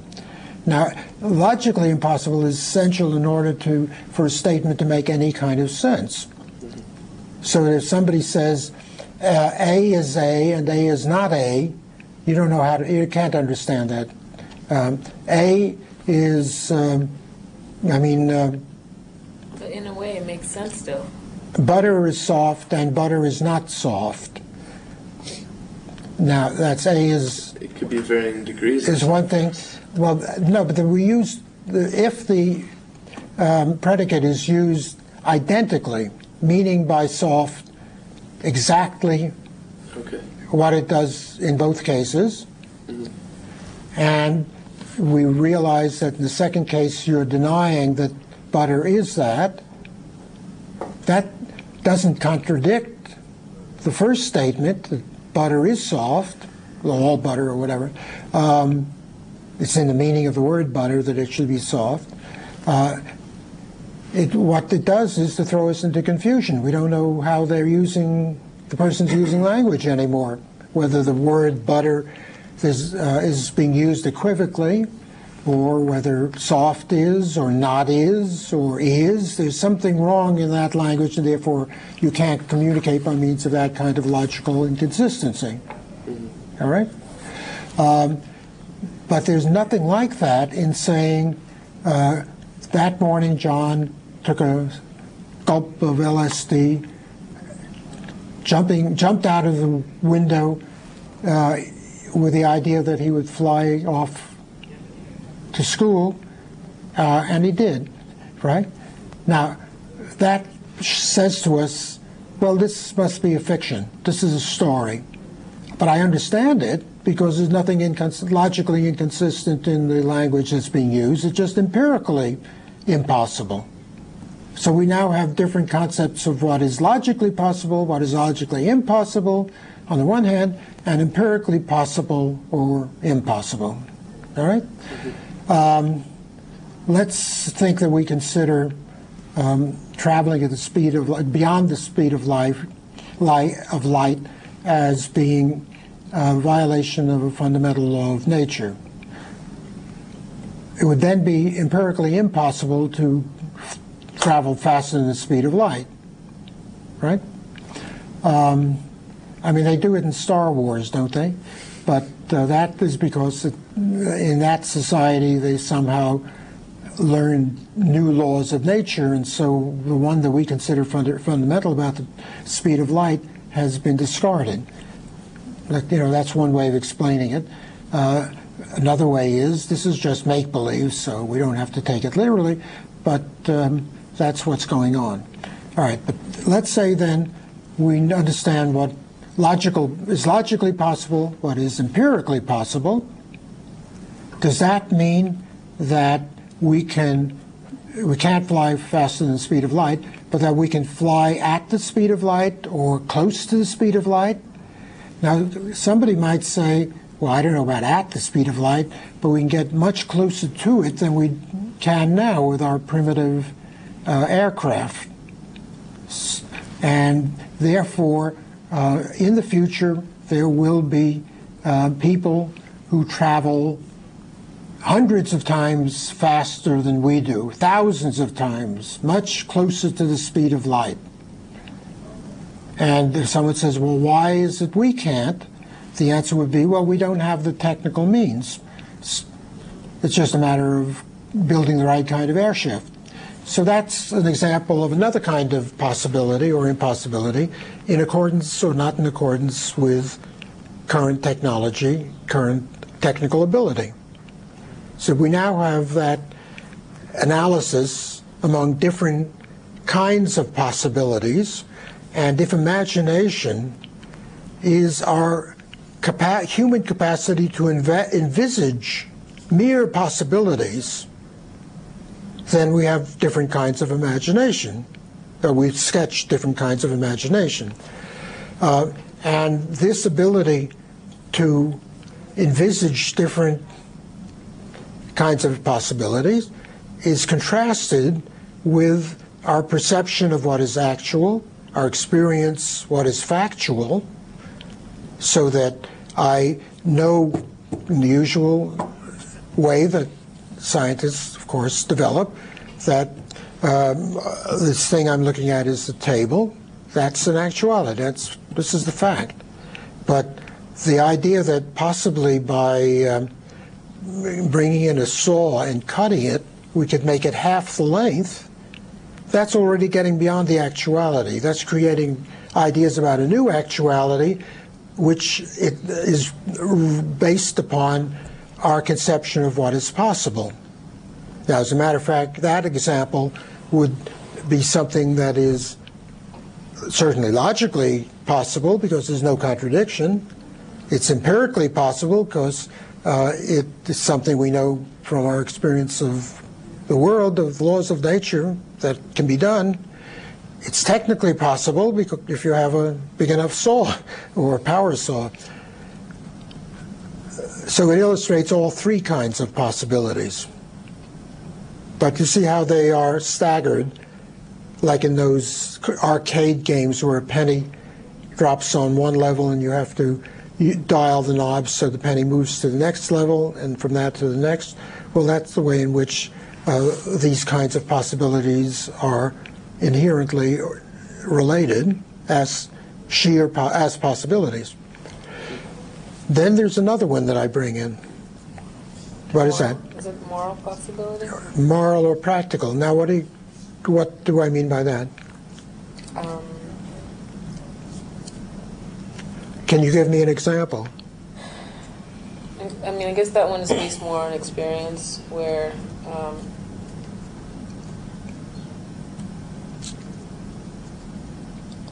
I guess, let's say,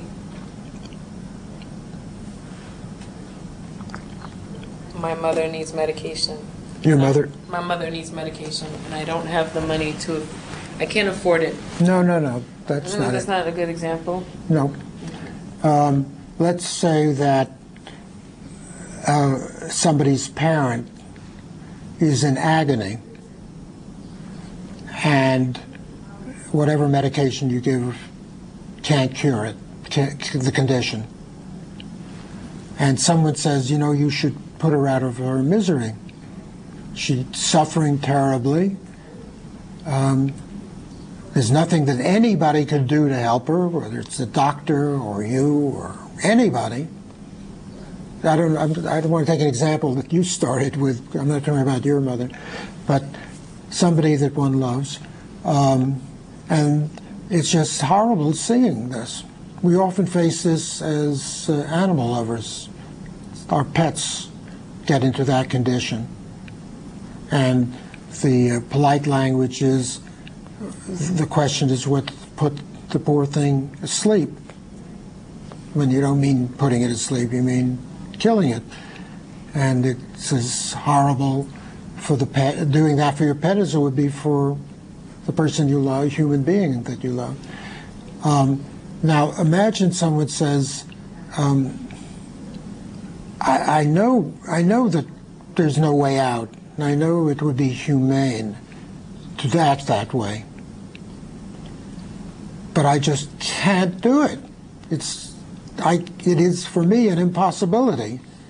Well, it's not a logical impossibility, it's not an empirical impossibility, it's not a technical impossibility.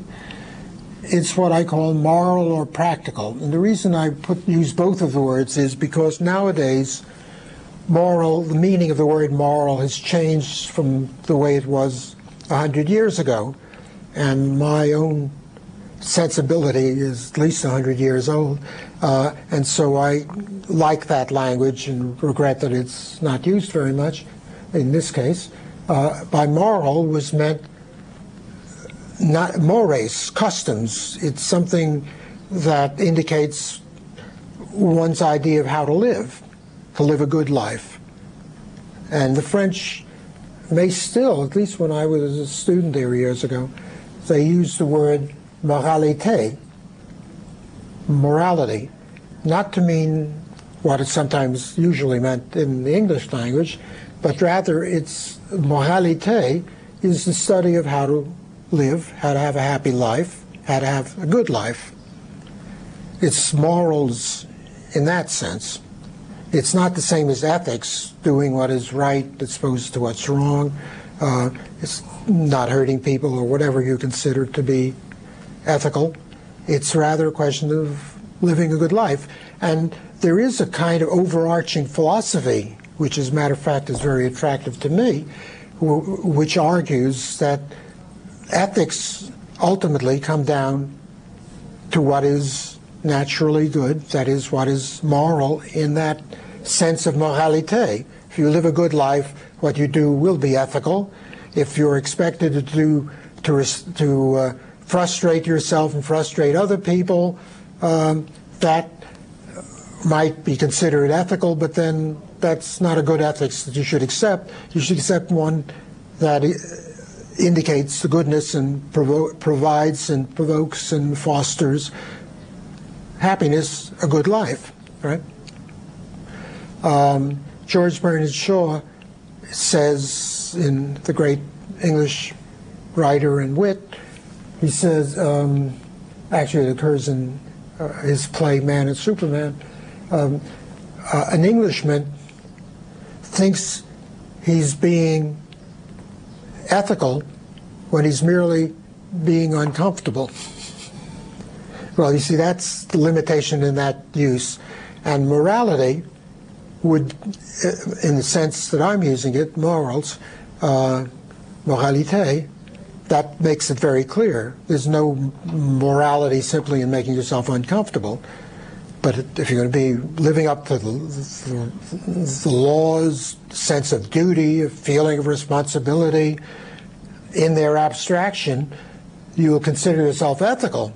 And that's what Shaw was trying to undermine in the English character.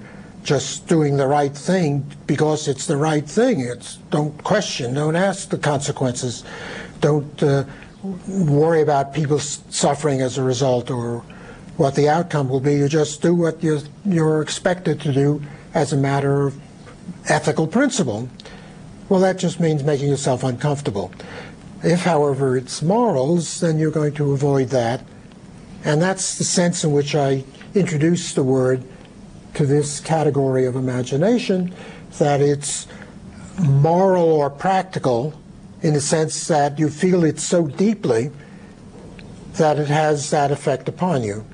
At times in describing this in the chapter, you may have noticed that I talk about moral or emotional, that it's a question of your strong feelings, right?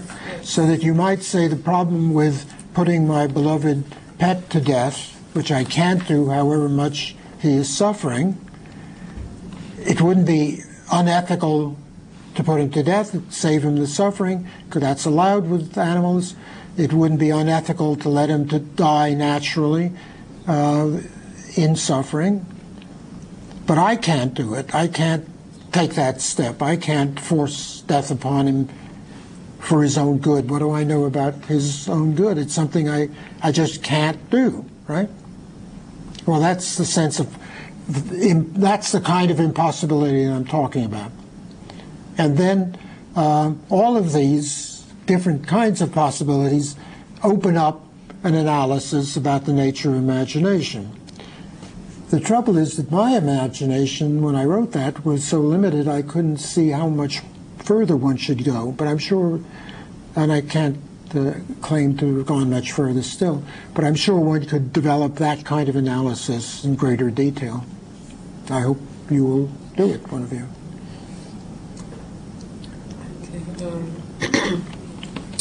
You claim that imagination is invested in all aspects of human consciousness, not just love.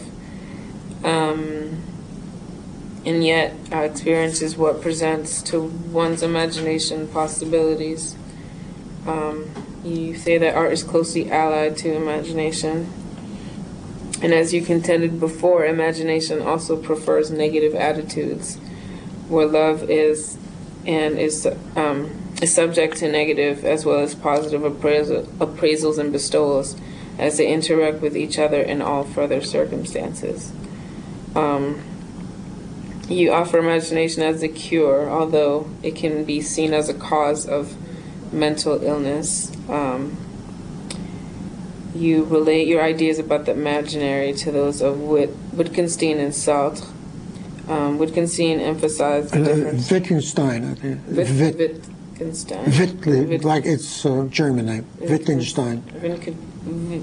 Wittgenstein. I know, I can do it.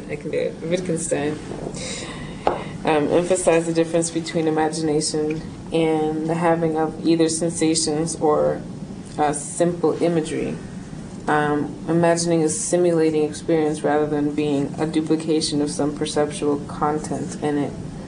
Sartre identifies imagination with the imaginary, arguing that the imaginary and perceptual are... Could you stop a second? Before you go on to the imaginary, in the 18th century, many philosophers, even great ones like John Locke, but David Hume is what I was thinking of, analyze imagination in terms of a property that's related to sensory experience. So it's the having of images. That imagination is a way of dealing with images that we have, like visual images, auditory images, and so on. And that's something that I reject, as Wittgenstein also does. You don't have to have a perception of anything in order to have imagination. So that, it's something that many creatures can have. So my dog can imagine that I want to go out if I put my overcoat on. Doesn't mean there's an image that comes to him, and there isn't an image to me when I say, I can imagine there being weapons of mass destruction still hidden in Iraq. Or I can't imagine that after all this time we'll ever discover any, find any. Now, that doesn't involve any active imagery. And there is another word to account for the fact that we often do have images and use them in very productive ways, and that's called imaging.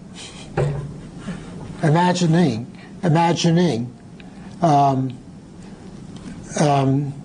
So imagining is different from having imagination.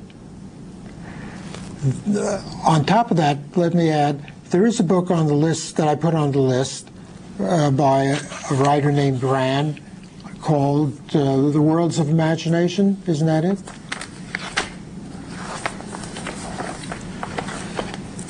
Yeah, The World of Imagination. Right. Brand. It's a very big book, hundreds of pages, and very encyclopedic. She goes through philosophical, psychological, all sorts of theories of imagination, and then gives her own ideas. And her idea is that imagination is a kind of imagining, which I don't agree with at all. So that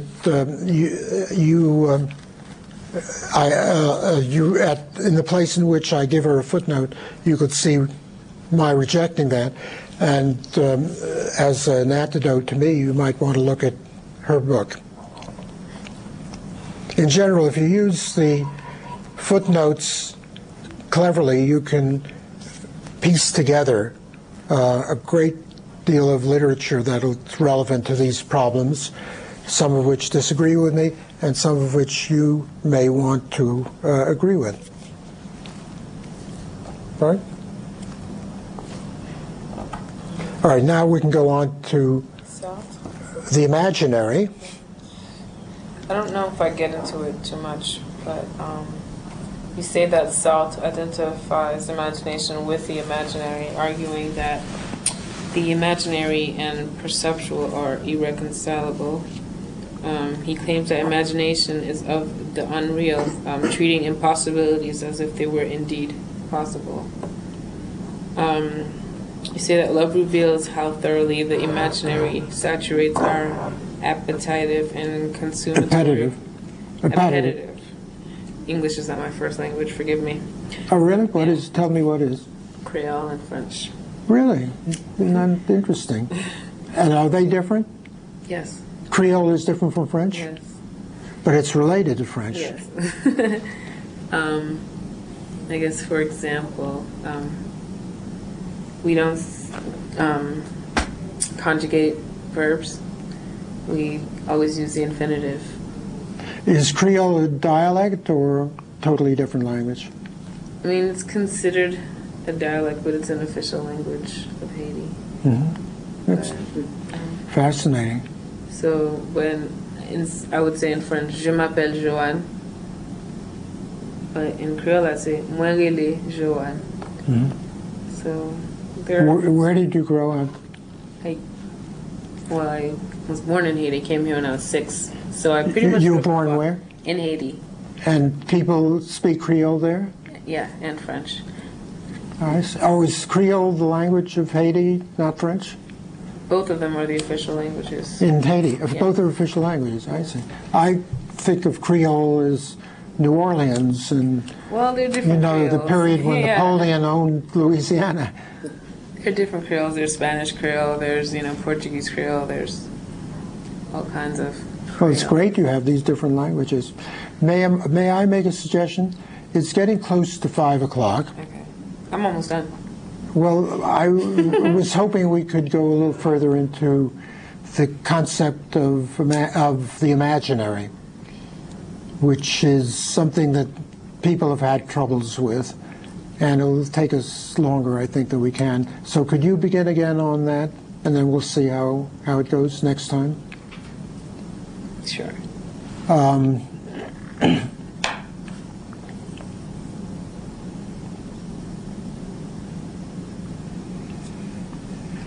There was something I was going to say about. Oh, that's right.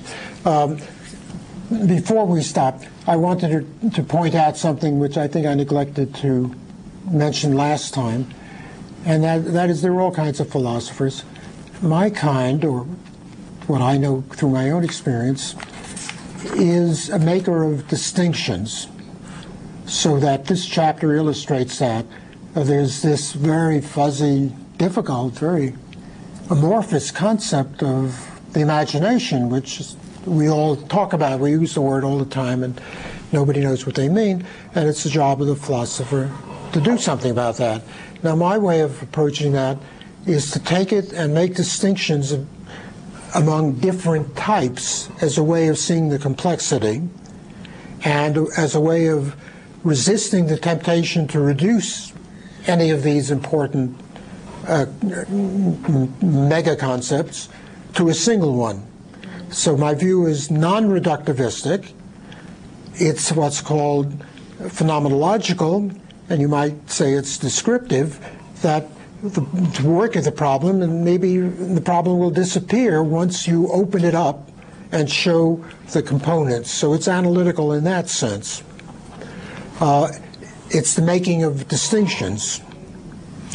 And I do it not only because I'm not reductivistic and don't want to think that the world is such that it can be explained by any one category of explanation, but also because I feel that once we've made various ambiguities and puzzlements evident, they go away. They take care of themselves.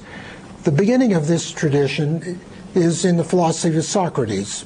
Socrates thought of himself as somebody who simply wants to make ideas clear. And he was the beginning of logic of that sort. And he also felt that he had no knowledge. He was not a scientist. He made no claims to any metaphysical or ultimate insights, but that by helping people to clarify their thinking, to make their ideas clear, they would know what reality is because they're immersed in it. We're all immersed in it. Reality is us, each of us, but we're all different. So if you add Socrates didn't pursue that as much as I do and want to, the differences among people. That comes from my American sources. So we're all different and all equally valuable. Our experience is all equally important to us and definitive of us. But if we're all different, then there isn't any one reality, and the job of the philosophers is to help people to find their own reality, and they're going to do that by avoiding all of the stock ideas and vague generalizations that we grow up with, just to make our own ideas clear. So the pluralism, the non-reductivism, the emphasis upon making ideas clear, they all go together. And in terms of my usual method, it means making these distinctions, making them very rationally and with great sharpness, not operating on the kitchen table, but with the sharp tools of a surgeon in the hospital, to make these distinctions. And once you've made them, you may find that the nature of the original question that's been troubling people and that philosophers have tried to deal with in some grandiose way no longer applies, and that people sort of forget that puzzlement. It's a kind of therapy, a kind of conceptual therapy when it's done well. That's all I hope for. I'm not going to tell anybody how to live. I don't tell people how to live, but I try to help them to make their ideas clear, and then they'll know how to live and can do it better than me very often. And that, I think, is illustrated by the structure of this chapter. The nature of imagination, well, I have a general idea about experiencing possibilities, but it's not very profound. Then you break it up into its parts, make the distinctions, and then you go on to what looks like something that follows out of that, like the branch following out of the lower regions of the trunk, and so on and so on. Somebody asked Wittgenstein what he does for a living, and he was a professor of philosophy at Cambridge University, but a very special kind of person. And what he said was, "I am a maker of analogies." And when you study his philosophy, it's true, he was always making analogies. That was the way he approached all of the traditional problems of philosophy. Well, in that same vein, I am a maker of distinctions, and you just encountered one example of it. May not be what you need. You live your own life, may be of some help. And the last distinction about the imaginary takes us very close to questions about creativity and needs much more development. That's why I would like to leave it for next time. One final question. Who is going to give the presentation next time? Do that. Nick. Great. Fine. And as I said, somebody coming into the course will catch up very readily by looking at the videotapes. And I don't know how many more we're going to make, but for the first 2 weeks, anybody who wants to, who has the motivation, will be welcome. So I'll see you next time, same place, same time. Did I do okay? I mean, Next I wasn't week. sure. I just... No, you did fine. You did fine. Don't worry about it. You did fine. Things that jumped out at me. So. You did fine. Okay.